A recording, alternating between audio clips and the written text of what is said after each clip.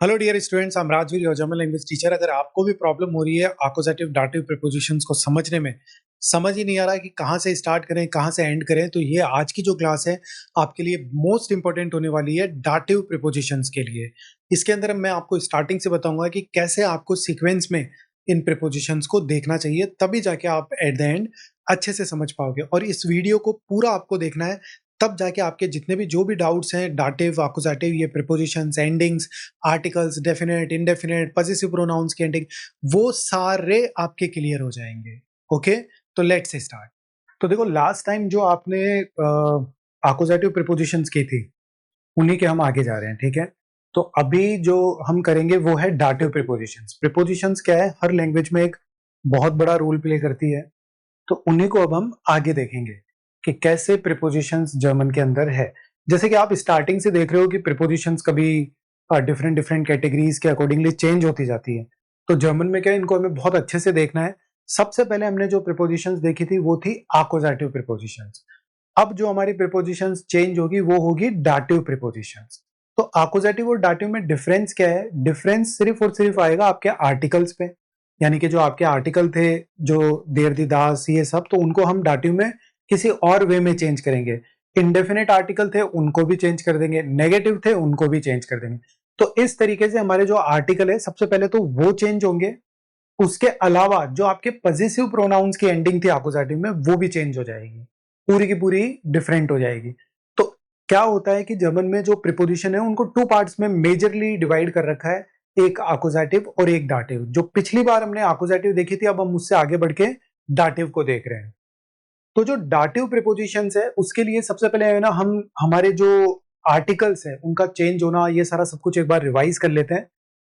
जैसे कि आप लोगों ने स्टार्टिंग में सीखा है नॉमिनेटिव केस। तो नॉमिनेटिव केस और अक्यूजेटिव केस, नॉमिनेटिव का आपको पता कैसे चलता है कि जब आपका फोकस सब्जेक्ट पे होता है। आपका फोकस कहां होता है? सब्जेक्ट पे। और अक्यूजेटिव केस का पता आपको कैसे चलता है? जब आपका फोकस होता है ऑब्जेक्ट पे। और थर्ड जो है वो आपका दाटिव आ गया। तो अभी हम केसेस को नहीं देख रहे हैं, अभी हम सिर्फ और सिर्फ अक्यूजेटिव और दाटिव जो प्रीपोजिशन है उनको देख रहे हैं। तो हमेशा ध्यान रखना, नॉमिनेटिव के जो आर्टिकल होते हैं ना, जैसे कि देयर मेस्कुलिन के लिए, फेमिनिन के लिए दी, और न्यूट्रल के लिए दास, ये सबसे मेजर आर्टिकल्स हैं। जो भी केसेस नीचे जाएंगे और बढ़ेंगे तो उनमें चेंजेस यहां से होता है। कहने का मतलब है, ये आर्टिकल्स जो है, इनकी रूट फॉर्म अगर कुछ है तो वो देयर दी दास है।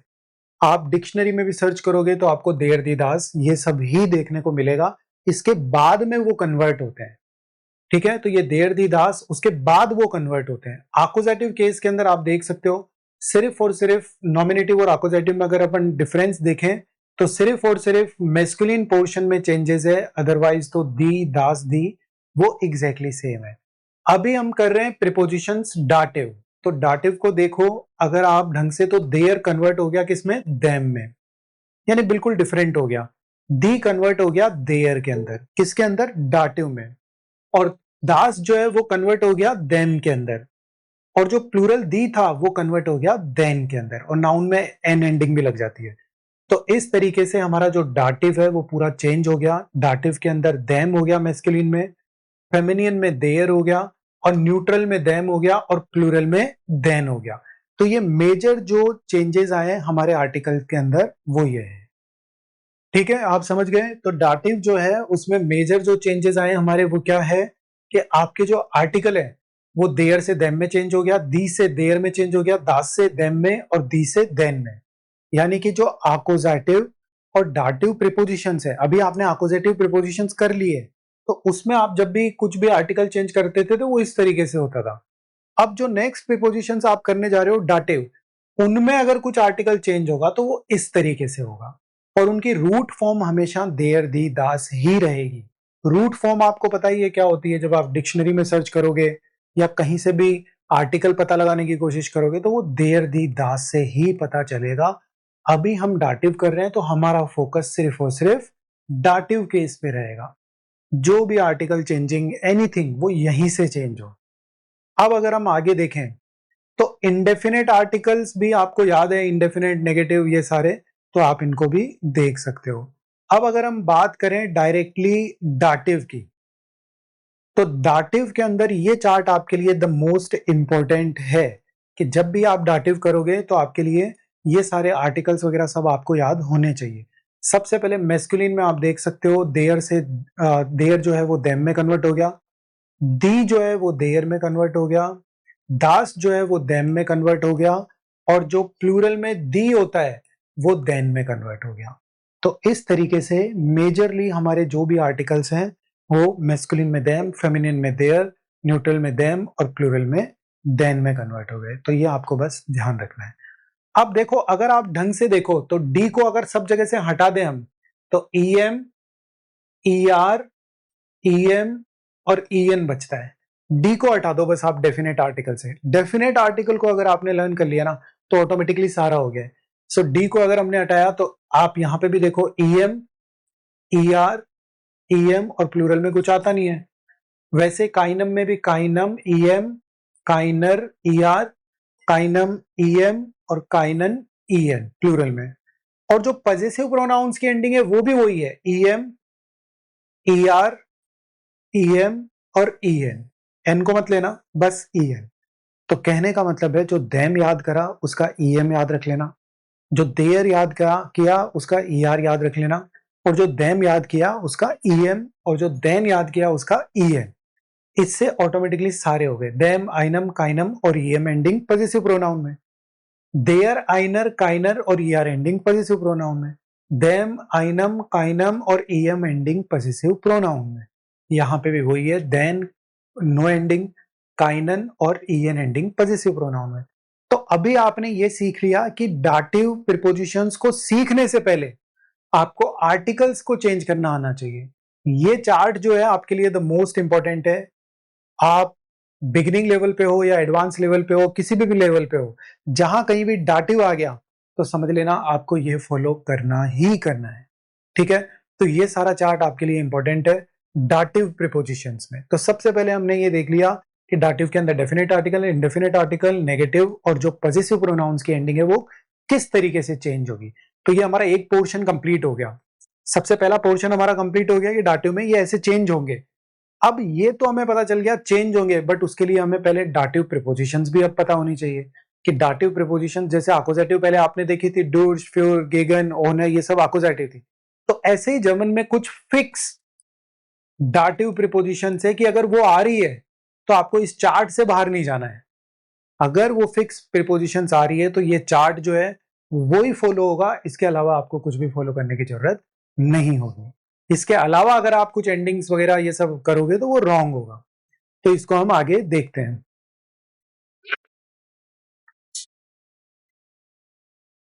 अब देखो, जो हमारी प्रीपोजिशंस है बेसिकली जो डाटिव को फोकस करती है और 100% डाटिव पे चलती है, उनको हम वन बाय वन देख लेते हैं। तो सबसे पहली जो हमारी प्रीपोजिशन है वो है आउस। आउस प्रीपोजिशन जो है वो आपके लिए एक बहुत ही बेसिक सी प्रीपोजिशन है। आप स्टार्टिंग से एक सेंटेंस बोलते हो कि इश्क में आउस इंडियन, यानी कि ये जो फर्स्ट फ्रॉम का सेंस देता है वो आपके ओरिजिन प्लेसेस के लिए कि आप एग्जैक्टली हो कहां से। तो इश्क में आउस इंडियन। कभी कभी क्या होता है, आउस का यूज आउट ऑफ के लिए भी यूज होता है। जैसे मान लीजिए कोई एक बॉक्स टाइप थिंग है, उसके अंदर से हम अगर कुछ बाहर ले रहे हैं या फिर बाहर जा रहे हैं किसी बिल्डिंग के अंदर से बाहर, तो वहां पे भी आप आउस का यूज करते हो। जैसे एयर कॉम्ड आउस देम हाउस, यानी जो पर्सन है वो हाउस के अंदर से बाहर आ रहा है, तो हाउस भी एक बॉक्स है, तो उस वजह से वहां पे आउस का यूज हो रहा है आउट ऑफ के सेंस में। अब ये देख रहे हो आप, देम लग गया। देम क्यों लगा? क्योंकि हाउस का आर्टिकल क्या है? दास है। अगर आप डिक्शनरी में सर्च करोगे तो हाउस का आर्टिकल क्या आता है? दास। तो हमने देखा था ना कि जो न्यूट्रल है उसके आर्टिकल में डाटिव में देम हो जाएगा। और आपको कैसे पता चला ये डाटिव है? बिकॉज ऑफ आउस प्रीपोजिशन। आउस प्रीपोजिशन है वो आपको बता रही है, पहले लगी हुई है नाउन के, तो उससे पता चल गया कि ये यहाँ पे डाटिव यूज करना है अपने को। अगला अगर देखें तो आउस का यूज ओरिजिन के लिए भी होता है। जैसे दास इज नाइन वाइन आउस डॉइचलैंड, कि जो वाइन है वो कहां से है? एग्जैक्टली जर्मनी से। तो आउस इंडियन, आउस डॉइचलैंड वाला वो सेम सा ही कॉन्सेप्ट है। नेक्स्ट हमारी जो डाटिव प्रीपोजिशन है वो है बाय। बाय जो है वो थ्री मेजर यूजेस हैं इसके। इसका यूज एट के सेंस में भी होता है। जैसे बाय इश बिन बाय माइनर ओमा, तो एट के सेंस में जैसे आप किसी पर्सन के प्लेस पे हो ना, तो वहां पे बाय का यूज होगा। अब आप देखना, ओमा जो है ग्रैंड मदर है और आर्टिकल फेमिनियन है। तो हमने देखा था ना कि अगर हम पजेसिव प्रोनाउन की एंडिंग लगाएंगे, डाटिव के अंदर पजेसिव प्रोनाउन की एंडिंग अगर फेमिनियन में लगाएंगे तो एंडिंग क्या आनी चाहिए, ईआर। तो इश बिन बाय माइनर ओमा ऐसे बन गया। अगर मान लीजिए यहाँ पे ओपा होता, ओपा का मतलब ग्रैंडफादर है, तो वो मेस्कुलिन है, तो उसमें फिर क्या एंडिंग होती, ईएम, क्योंकि वो किस में आ गया, मेस्कुलिन में। तो मेस्कुलिन में हमने देखा था मेस्कुलिन और न्यूट्रल तो सेम ही है, तो मेस्कुलिन और न्यूट्रल में आपने ईएम एंडिंग लगा दी, तो इश बिन बाय माइनम ओपा ऐसे हो जाएगा। इश बिन बाय माइनम फाटर, इश बिन बाय माइनर मुटर, इश बिन बाय माइनर स्वेस्टर। तो जैसे जैसे नाउन्स चेंज होगी वैसे वैसे आर्टिकल्स उनके चेंज होते हुए जाएंगे, ये आपको बहुत अच्छे से ध्यान रखना है। दूसरा जो बाय का यूज होता है वो एट के सेंस में भी या विथ के सेंस में भी मान सकते हो। पेरेंट्स के वहां आप रहते हो तो इश वोने बाय माइनन एल्ट, कि पेरेंट्स के साथ में या पेरेंट्स के वहां पे आप रहते हो तो इश वोने बाय माइनन एल्टन। दूसरा थर्ड जो यूज है वो है नियर के सेंस में, कि दी शुले इज बाय देम पार्क, यानी कि जो स्कूल है वो कहां पे है, नियर द पार्क। इस तरीके से आपको करना है। मिड प्रीपोजिशन है वो तो आपने बहुत पहले करी भी होगी, आपके सामने आई भी होगी बिगनर हो तो मिड का मतलब विथ होता है, तो इश ये है मिट माइनम फ्रॉइंड। फ्रॉइंड जो है वो मेस्कुलिन है, और मेस्कुलिन में हमने देखा था कि हमेशा एंडिंग जो है वो ईएम आती है मेस्कुलिन और न्यूट्रल में, तो आ गई कि इश गे मिट माइनम फ्रॉइंड। नेक्स्ट के अंदर जो मिट है वो व्हीकल्स के साथ भी यूज होती है, जैसे हम इंग्लिश में बाय का यूज करते हैं कि I am driving bye my car, तो वैसे जर्मन में मिट का यूज होता है। जैसे इश फार है मिट देम बुस, तो बुस जो है उसका आर्टिकल देयर है, मेस्कुलिन है, तो देयर जो है किसमें कन्वर्ट हो गया, देम के अंदर। डाटिव के अंदर मेस्कुलिन और न्यूट्रल जो है वो देम में कन्वर्ट होता है। Yes, But with this myth and by in हाँ and myth is the myth myth is हाँ, तो देखो जो यहाँ पे मिट आ रहा है ना, वो ये जो विथ आ रहा है ना यहाँ पे, वो एक्चुअली सिर्फ और सिर्फ आप पर्सन के प्लेस पे हो उसके सेंस में आएगा। बट अगर कुछ आप एक्टिविटीज कर रहे हो, जैसे आप किसी के साथ कहीं जा रहे हो, किसी के साथ टॉक कर रहे हो, तो फिर वहां पे ऑल द टाइम मिट का ही होगा। जैसे आप किसी के साथ जा रहे हो तो इश फार मिट माइनम ब्रूड है, अगर आप किसी के साथ टॉक कर रहे हो तो इश स्प्रेशन मिट माइनर स्वेस्टर, तो उस सेंस में तो मिट ही यूज होगा। बस ये तो एक प्लेस पे अगर आप किसी के हो तो के सेंस में, अदरवाइज तो हमेशा विथ का जो अप्रोप्रिएट मीनिंग आपको चाहिए और एकदम एग्जैक्ट मीनिंग चाहिए इंग्लिश वाला, तो वो हमेशा मिट ही देगा, बाय नहीं देगा।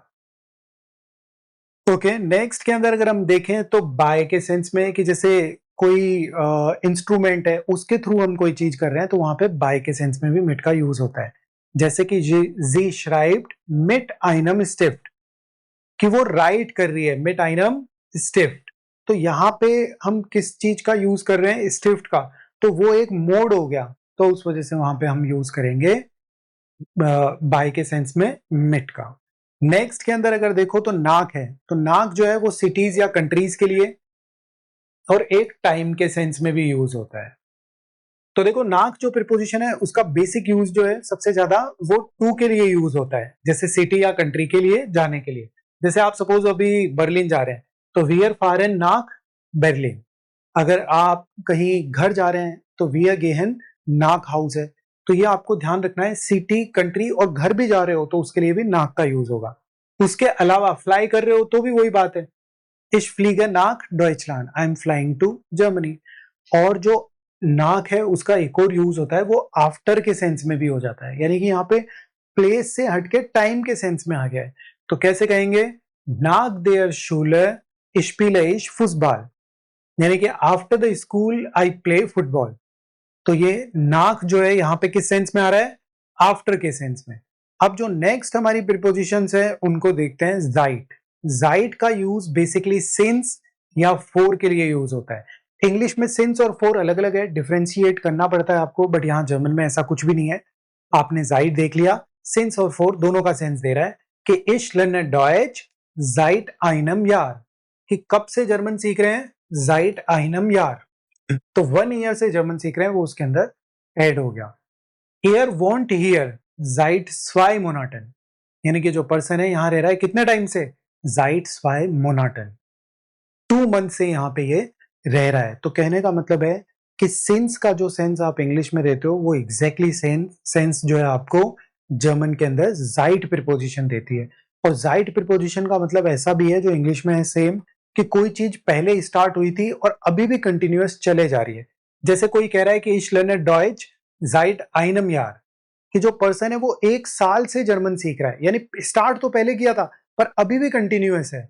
और वैसे ही कि एयर वॉन्ट हियर जाइट स्वाई मोनाटन, कि he has been living here since 2 months, तो यानी रहे तो वो 2 महीने पहले से है बट अभी कंटिन्यूअस वो अभी भी वहीं रह रहा है। तो कहने का मतलब है जाइट जब भी यूज होती है ज्यादातर तो इसके अंदर जो एक्टिविटी है वो ऑनगोइंग रहती है, चलता रहता है, वो खत्म नहीं होती है, ध्यान रखना, चलता रहता है। फोन प्रीपोजिशन जो है देखो उसके भी डिफरेंट डिफरेंट मीनिंग है। एक तो फोन का मतलब होता है फ्रॉम और बाय के सेंस में भी, जैसे कि दास गेशेंक इज फोन माइनम फाटर, यानी कि जो गिफ्ट है वो कहां से है, from my father, through my father. Next है आइन बुक फॉन गोइथे, तो ऑफ का सेंस भी देता है, यानी कि ए बुक ऑफ गोइथे। नेक्स्ट के अंदर इश्क में फोन देयर अरबाइट, अगर आप किसी प्लेस से आ रहे हो, देखो अभी तक आपने जाने वाली प्रिपोजिशंस करी है, अगर आप किसी पर्सन के पास जा रहे हो तो सू है, अगर किसी पर्सन के वहां हो तो अपन ने बाय देखी थी ना एट के सेंस के लिए, और अगर किसी पर्सन या किसी प्लेस से आप आ रहे हो तो वहां ध्यान रखना आपको फोन का यूज करना है। जैसे आप यूनिवर्सिटी से आ रहे हो तो इश्क में फोन देयर यूनिवर्सिटेट, अगर आप वर्क से आ रहे हो तो इश्क में फोन देयर अरबाइट। अर्बाइट जो है उसका आर्टिकल आपको अब डिक्शनरी में सर्च करने की जरूरत नहीं है। जैसे मान लीजिए आपने बुक में ये पढ़ा कि इश्क में फोन देयर अर्बाइट, तो आपको ये पता है कि फोन जो है वो फिक्स हमारी डाटिव प्रीपोजिशन है। और डाटिव में देयर कब आता है, फेमिनिन। तो डाटिव में देयर जो है वो सिर्फ और सिर्फ फेमिनिन में आता है, ये आपको याद रखना पड़ेगा। अगर ये याद नहीं है तो फिर कुछ कर नहीं सकते, वो रूल्स तो याद रखने ही पड़ेंगे आपको। तो वो याद है तो ऑटोमेटिकली देखो आपको अर्बाइट को डिक्शनरी में सर्च करने की जरूरत नहीं पड़ी, और आपको पता चल गया कि इसका मतलब यहाँ पे ये जो अर्बाइट है वो फेमिनियन है। देखो नेक्स्ट जो प्रिपोजिशन है वो है सू। सू प्रिपोजिशन भी जर्मन में बहुत फ्रिक्वेंटली यूज है, स्पेशली फॉर द प्लेसेस। हमेशा ध्यान रखना जब भी आप किसी पर्सन के पास ड्राइव करके जा रहे हो तो वहां पे आपको सू प्रिपोजिशन यूज करनी होती है, चाहे वो पर्सन प्रोफेशनल हो, चाहे आपके नॉन हो, चाहे आपके ग्रैंड पेरेंट्स हो, सिस्टर हो, फ्रेंड हो, किसी के यहाँ भी आप जा रहे हो तो सू प्रिपोजिशन का यूज करोगे। जैसे इश गे सुम आर्स्ट, तो यहाँ पे आर्स्ट जो है वो डॉक्टर है, तो इश गे सुम आर्स्ट यानी I am going to the doctor. तो डॉक्टर भी पर्सन ही है, वैसे प्रोफेशनल है, दो भी आप पर्सन तो है ही, तो उसमें भी सू यूज करोगे। कॉम्स डू सू मियर, तो ये भी वही हो गया कि कॉम्स डू सू मियर, सू मियर का मतलब टू मी हो गया, तो ये भी पर्सन ही हो गया, तो उस वजह से यहाँ पे सू मियर है। वियर गेन सुरशूल, वियर गेन सुरशूल मतलब we are going to school.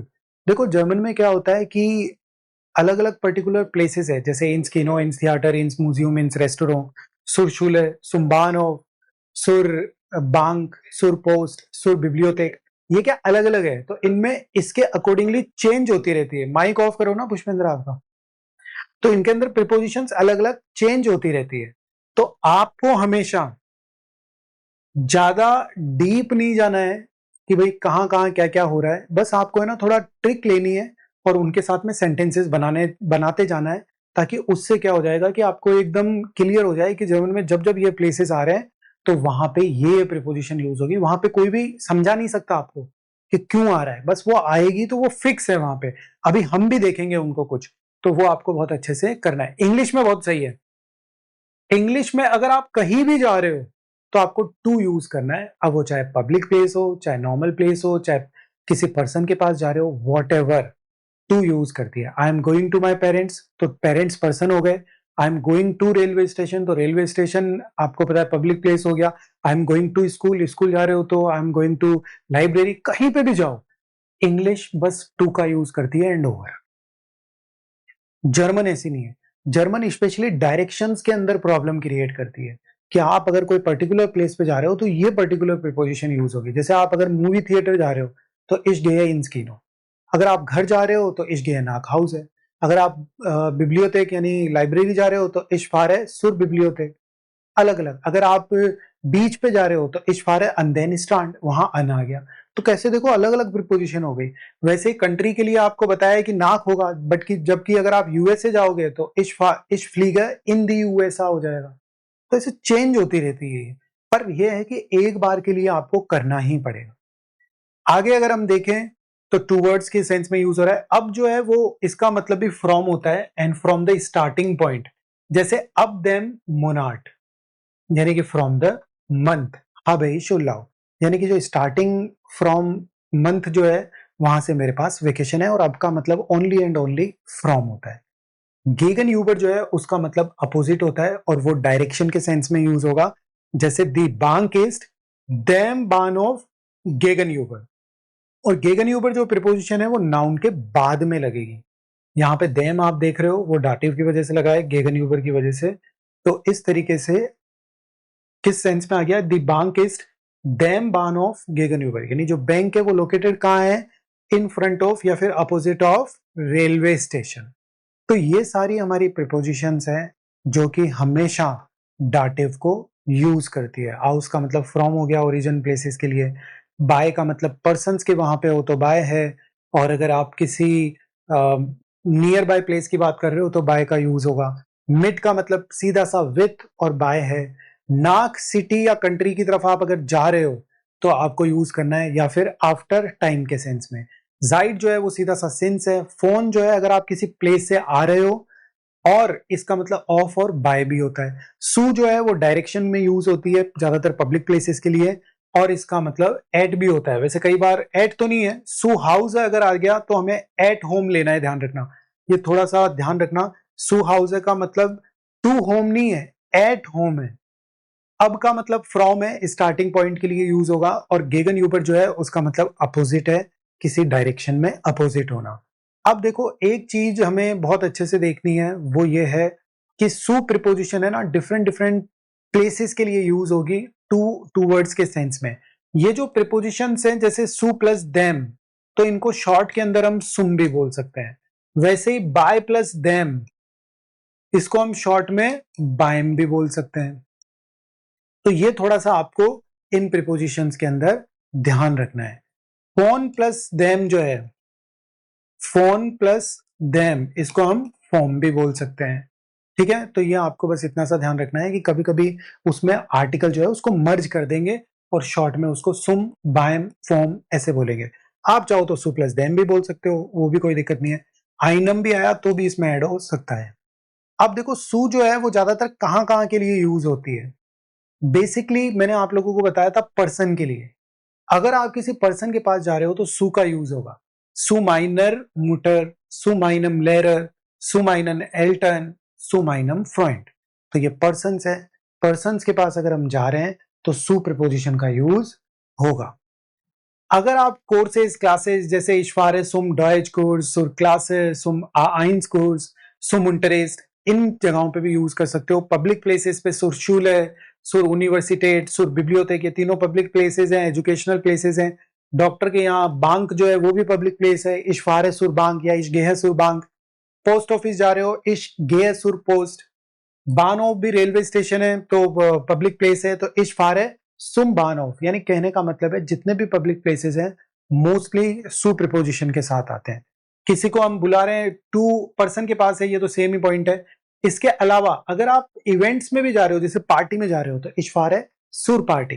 Concert में जा रहे हो तो इशफार है सुम कॉन्सर्ट।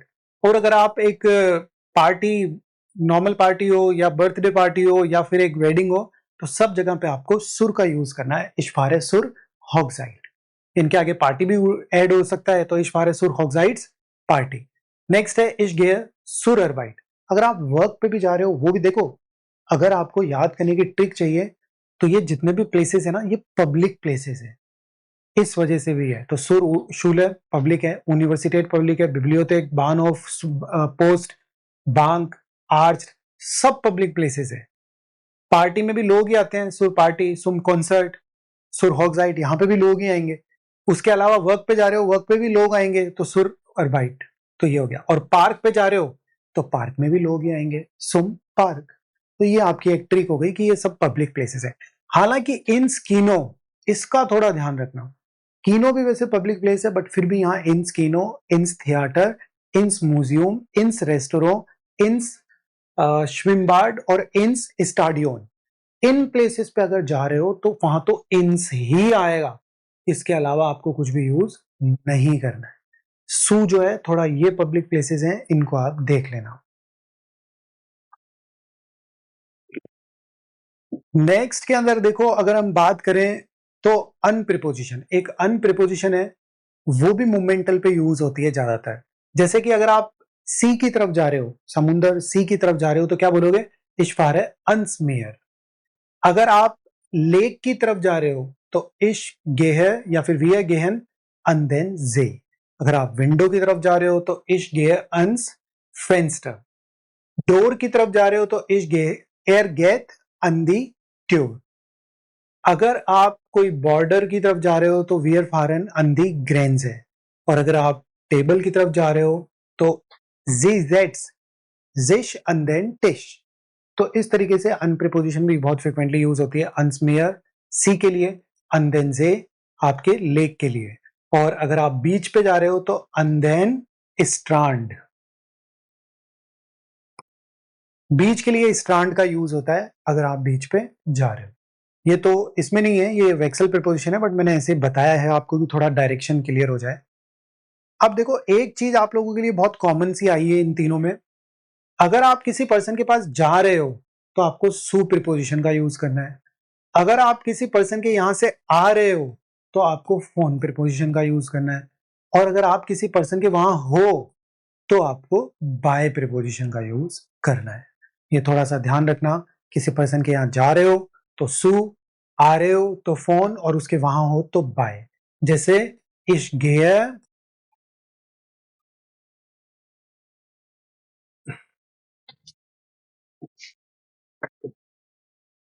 जैसे आपने बोला इश गेय सु माइनन ग्रोस एल्टन। अब ये जो ग्रोस एल्टन है वो प्लूरल थे और इस वजह से ईएन एंडिंग आ गई। हमने देखा था ना वहां प्लूरल के अंदर ईएन एंडिंग आएगी। तो ये क्या हो गया यहाँ पे कि इश गेय सु माइनन ग्रोस एल्टन, कि आप जा रहे हो ग्रैंड पेरेंट्स की तरफ। अब आप मान लीजिए ग्रैंड पेरेंट्स के वहां पे हो तो आप क्या बोलोगे? इश बिन बाय, ये सारा पूरा ऐसा का ऐसा ही आ जाएगा। तो इश बिन बाय माइनन ग्रोस एल्टन, एग्जैक्टली सेम। अब अगर आप ग्रैंड पेरेंट्स के वहां से आ रहे हो तो आप क्या बोलोगे? इश कॉमर, फोन लगा दो बस, बाकी सब तो सेम है। तो इश कॉमर फोन माइनन ग्रोस एल्टन। अगर आप ग्रैंड पेरेंट्स के वहां जा रहे हो तो इश डेयर सु माइनन ग्रोस एल्टन, जा रहे हो। इश बिन बाय माइनन ग्रोस एल्टन, उनके वहां हो। इश कॉमर फोन माइनन ग्रोस एल्टन, आप वहां से आ रहे हो। तो कहने का मतलब है ये तीनों प्रीपोजिशंस पर्संस को भी टारगेट करती है, तो सेपरेटली हमने इनको देखा है। फोन प्रीपोजिशन आपको पता चली गई कि अगर आप किसी जगह से आ रहे हो तो इश कॉमर फोन देर शूले, फोन देर अर्बाइट, फ्रॉम बानो, फ्रॉम मार्क, दास गेशेंकिस्ट। फोन का मतलब फ्रॉम भी होता है। ein बुक फोन गई थी, आपने देखा था। इश कॉमर फ्रॉम आर्ट्स या फोन मोन्टाग बेस फ्राइटाग, यानी कि फ्रॉम मंडे टू फ्राइडे। तो इन कॉन्टेक्स्ट में भी फोन प्रीपोजिशन यूज होती है, सेम ही है एग्जैक्टली। अब यहाँ पे कुछ एग्जांपल्स अगर हम और देखें तो आउस प्रीपोजिशन क्या हो गया? meine Freundin kommt aus Spanien, der Hund läuft auf aus dem Garten, यानी कि जो डॉग है वो रन कर रहा है कहां से? From the garden. नेक्स्ट बाय आपने देखा था। देखो बाय प्रीपोजिशन का एक और यूज अच्छा सा ये है कि इश अर्बाइटर बाय। जब भी आप किसी कंपनी में वर्क करते हो तो उसके आगे आपको हमेशा बाय प्रीपोजिशन का यूज करना है। जैसे इश अर्बाइटर बाय टाटा, जब भी कोई कंपनी का नाम होगा उसके साथ में इश अर्बाइटर बाय आइनर फिर्मा, कंपनी में दास किंड इस्ट बाय जाइनर मुटर। तो हमने देखा था बाय का मतलब एट होता है पर्सन के वहां, कि अगर आप किसी पर्सन के यहाँ पे हो। सो दास किंड इस्ट बाय जाइनर मुटर, यानी जो चाइल्ड है वो कहां पे है? At his mother. मिट हमने देखा था व्हीकल्स के साथ में यूज होता है और विथ का सेंस भी देता है। तो वी आर राइज एंड मिट देम सुग। कि हम कैसे ड्राइव कर रहे हैं, बाय द ट्रेन। जी स्पिल्ट मिट इहरन फ्रॉइंडन, तो मिट का सेंस आ गया विथ के सेंस में, और इहरन ईएन एंडिंग क्यों लगी, क्योंकि फ्रॉइंडन जो है वो प्लूरल है डाटिव में, तो प्लूरल में हम ईएन एंडिंग यूज करते हैं। और सुब में ये देम क्यों लगा, क्योंकि सुब मैस्कुलिन है, तो मैस्कुलिन में हमने आर्टिकल देखा था देम। तो अब आप पकड़ लिया ना अपने आप लोगों ने सीक्वेंस, कि पहले आर्टिकल चेंज करना सीखो और फिर यहां पे आओ। अब स्टूडेंट यहां डायरेक्ट आ रहा है, ऊपर कुछ पता ही नहीं है उसको क्या हो रहा है। नेक्स्ट के अंदर नाक है, नाक सिटी और कंट्री के लिए रहता है, तो एयर फ्लिक्ट नाक पारिस, तो he is flying to Paris. नाक का यूज हमने आफ्टर के सेंस में भी देखा था, तो नाक देम एसन gehe ich spazieren, कि after the food I am going to walk. Next है ich wohne hier seit 3 Jahren, कि आई हैव बीन, आपने देखा था seit का मतलब सिंस होता है, I have been living here since 3 years। Sie lernt Deutsch seit einem Jahr, since 1 year। Phone आपको पता ही है, फ्रॉम के सेंस में, ऑफ के सेंस में, बाय के सेंस में। Ich komme von der Universität, कि कहां से आ रहा हूं, यूनिवर्सिटी। देयर ब्रीफेस्ट फोन माइनर टांट, यानी कि जो लेटर है वो कहां से मिला है, फ्रॉम माय आंटी। अब यहां पे देखो आर क्यों लगा, क्योंकि आंट जो है वो फेमिनिन है, तो आर लग गया। अब सु आपने देखा था पब्लिक प्लेसेस के लिए, सुर बैंक, सुर पोस्ट, सुर बानोफ, सब के लिए, सुर बिब्लियोथेक, सुर शूले, इन जगहों का आप थोड़ा ध्यान रखना, या फिर किसी पर्सन के पास जा रहे हैं। तो वियर गेन सुर पार्टी, पार्टी में भी देखा था, इवेंट्स पे हॉगजाइट, उनमें भी सब में, जेमिनार, इन सब में यूज करना है। हेयर फेट सू जाइनन ग्रोसेल्टन, कि हिज ग्रैंड पेरेंट्स, तो पर्सन है, तो पर्सन के लिए सू आ गया। अब का मतलब फ्रॉम था, तो अब देम जोमर अर्बाइटेज हियर, यानी कि from the summer I will work here. गेगन यूबर जो प्रिपोजिशन है, उसका मतलब आपने देखा था अपोजिट, कि दास काफे इज देयर शूलर गेगन यूबर, यानी जो कैफे है वो लोकेटेड है in front of the school, जहां स्कूल है उसके अपोजिट में कैफे लोकेटेड है। तो ये सारी हमारी डेटिव प्रिपोजिशंस हो गई, डाटिव प्रिपोजिशंस हो गई, जिनके अंदर आर्टिकल चेंज करना, इंडेफिनेट, डेफिनेट, पॉजिटिव प्रोनाउंस के एंडिंग, ये सब भी आपको पता चल गया। अब कैसे पता चलेगा, दो चीजें हो रही है, एक तो आकोजेटिव, एक आकोजेटिव आपको पता चलता है ऑब्जेक्ट की वजह से, दूसरा आपको आकोजेटिव का पता चलता है आकोजेटिव प्रिपोजिशन की वजह से। ऐसे ही डाटिव भी दो तरीके से पता चलता है।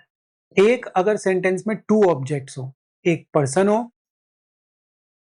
और एक थिंग हो, तो जो पर्सन है वो डाटिव हो जाता है और जो थिंग है वो आकोजेटिव हो जाता है। दूसरा जो कॉन्सेप्ट है वो थ्रू डाटिव फिक्स प्रिपोजिशंस। तो अभी हमारा जो फोकस है वो इस पे था, कि हमें यहां ऑब्जेक्ट, सब्जेक्ट, वर्ब ये देखने की जरूरत नहीं है कि कौन सा सब्जेक्ट है, कौन सा ऑब्जेक्ट है, कौन सी वर्ब है।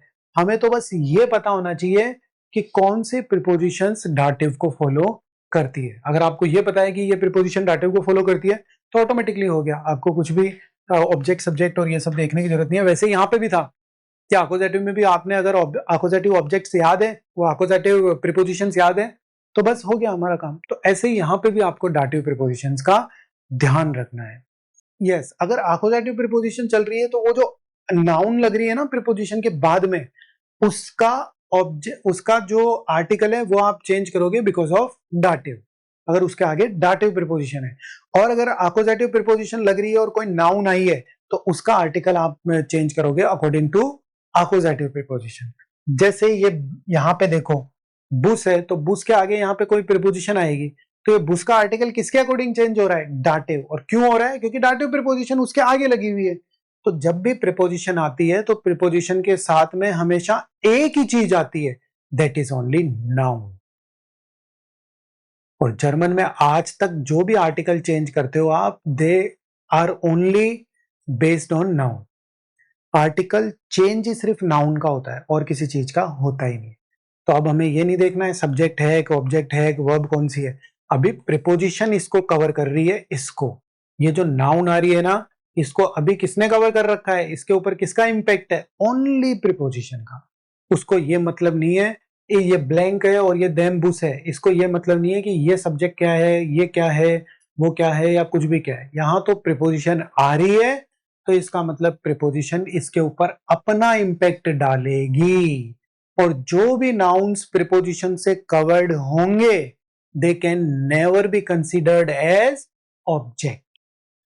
जैसे ये सेंटेंस है, सपोज इस सेंटेंस के अंदर आपने पढ़ा सब्जेक्ट, आपने पढ़ा ऑब्जेक्ट। नहीं, ये ऑब्जेक्ट नहीं है और ना ही ये वर्ड ऑब्जेक्ट है, क्योंकि यहां पे सुर प्रीपोजिशन ने इसको अपने अंडर में ले रखा है और यहां पे जो प्रीपोजिशन आएगी उसने इसको अपने अंडर में ले रखा है।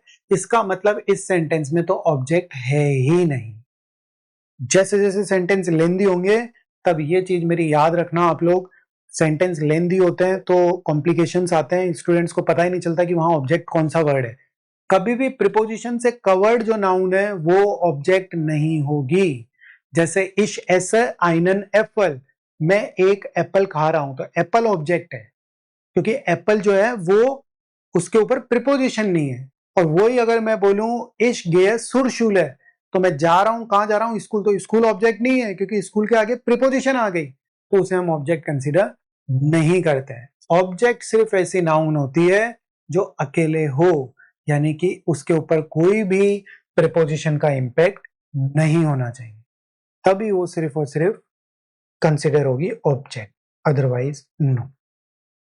जैसे ये बहुत परफेक्ट एग्जांपल था, इशफार है और यहाँ पे भी एक प्रीपोजिशन आएगी और शूले भी, तो जो बुस है और शूल है वो दोनों ही ऑब्जेक्ट नहीं है। वो दोनों ही क्यों ऑब्जेक्ट नहीं है? क्योंकि प्रीपोजिशन से कवर्ड है, तो प्रीपोजिशन उसके ऊपर इंपैक्ट डाल रखी है पहले से ही, तो फिर हम उसको ऑब्जेक्ट और कैसे बना सकते हैं। आप लोगों के पास 5 मिनट्स का टाइम है, आप लोग यहाँ पता लगाओ कि इस एक्सरसाइज में क्या क्या प्रीपोजिशन यूज होगी। आर्टिकल्स एंडिंग्स आपको चेंज करने की जरूरत नहीं है ब्लैंक के बाद में, क्योंकि वो ऑलरेडी चेंज्ड है। तो देखो हम देख लेते हैं, हमने जो भी एक्सरसाइज है, सबसे पहले क्या आ जाएगा, इशफार है मिट जो प्रीपोजिशन है यहाँ बिल्कुल सही है, क्योंकि हमने देखा था। आपको डॉट्स कनेक्ट करने पड़ेंगे। अब डेली आप या तो इनकी प्रैक्टिस करते रहो या फिर आपको याद रहना चाहिए कि इशफार है मिट देम बुस सो शूल है, कि हम driving by the bus to the school. एयर कॉम्ट, ये तो बहुत ही सिंपल है, तो क्या आ जाएगा, एयर कॉम्ट हाउस डॉइचलैंड, he comes from Germany. Next है वियर गेन, मैंने आपको बताया था अगर आप पर्सन के पास जा रहे हो तो क्या यूज करोगे, सु हो जाएगा, तो वियर गेन सु देम आर्स्ट, और या फिर शॉर्ट में आप बोल सकते हो सुम आर्स्ट।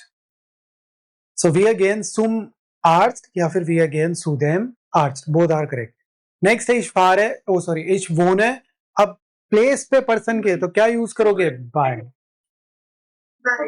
इश वोन है बाय माइनन एल्टन। नेक्स्ट है दास गेशेंकेस,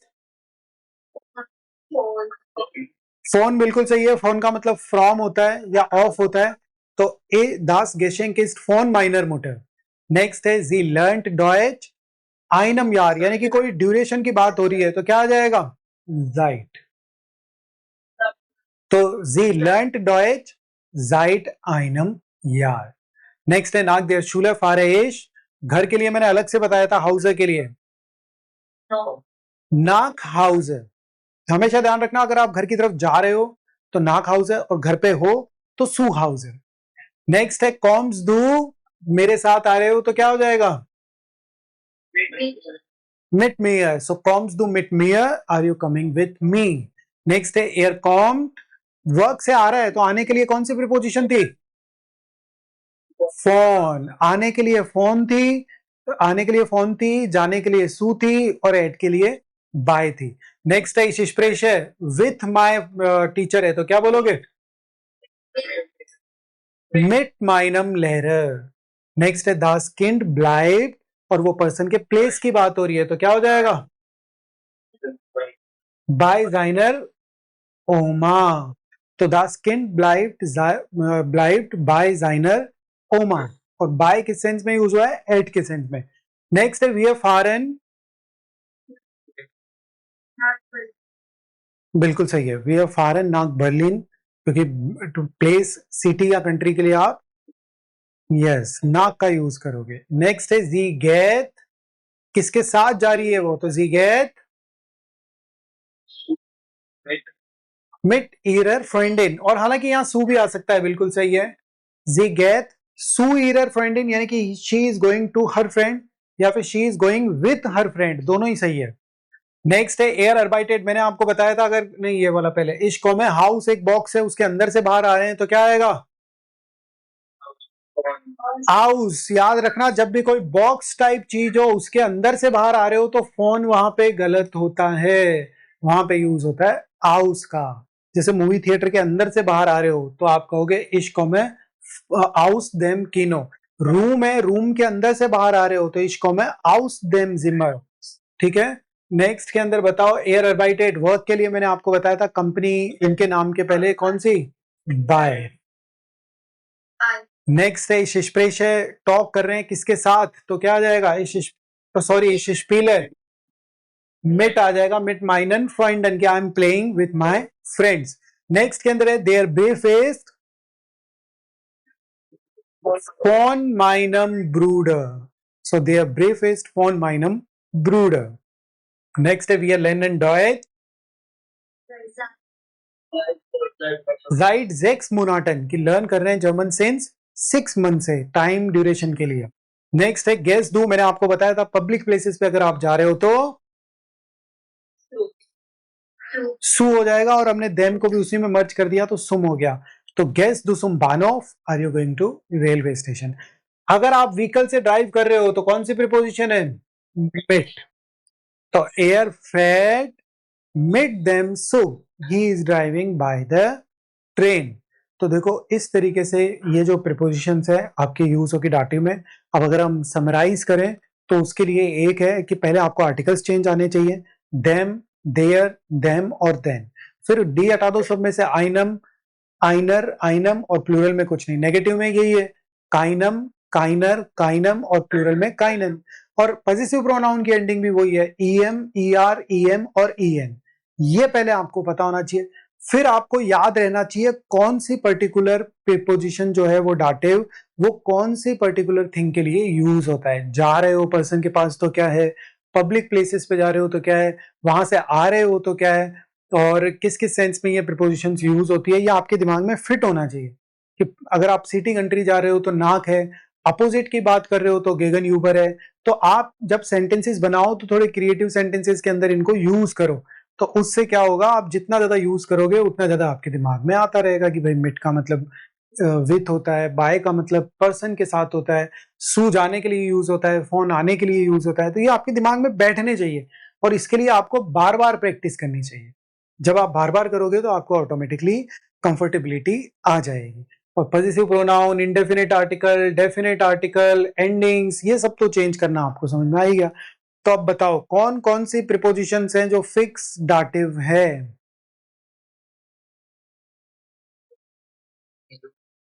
सू डाटिव है, हाउस डाटिव है,